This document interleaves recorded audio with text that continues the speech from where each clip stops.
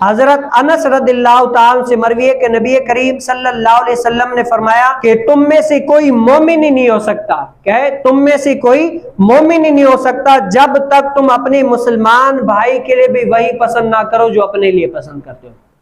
गोया कि हुजूर अलैहि सलाम ने फरमाया कि मोमिन कौन होता है। अगर तुम लोगों को देखना हो कि लोग बंदों में से, शख्सों में से कौन मोमिन शख्स है, तो हुजूर अलैहि सलाम ने निशानी फरमा दी, मोमिन वो शख्स होता है जो चीज अपने लिए पसंद करे ना, वो अपने मुसलमान भाई के लिए भी पसंद करे।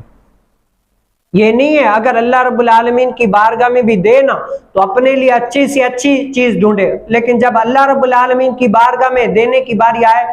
तो खराब से खराब चीज देने का। आज होता है ना, जैसे मिसाल के तौर पर अभी वाली मिसाल ले लें, जैसे अभी कुर्बानी चल रही है ना, कुर्बानी अगर अपने लिए लेनी हो ना, अपने लिए अगर लेनी हो दूध वगैरह के लिए, तो बेहतरीन से बेहतरीन जानवर लेंगे, चाहे बकरी हो, चाहे ऊंट हो, चाहे गाय हो, बेहतरीन से बेहतरीन लेंगे ताकि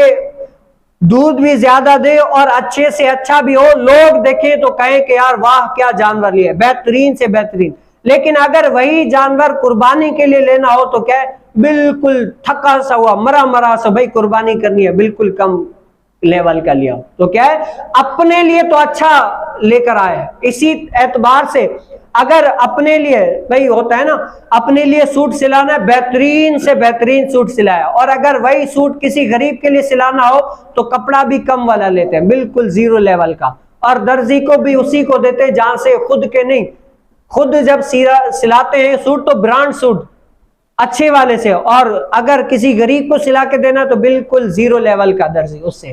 क्या है, जो अपने लिए पसंद करो ना वो अपने मुसलमान भाई के लिए भी है। हर एतबार से दुनिया के अंदर अगर तुम्हें अल्लाह रब्बुल आलमीन ने तौफीक दी है, अल्लाह रब्बुल आलमीन की बारगाह में देते हो ना,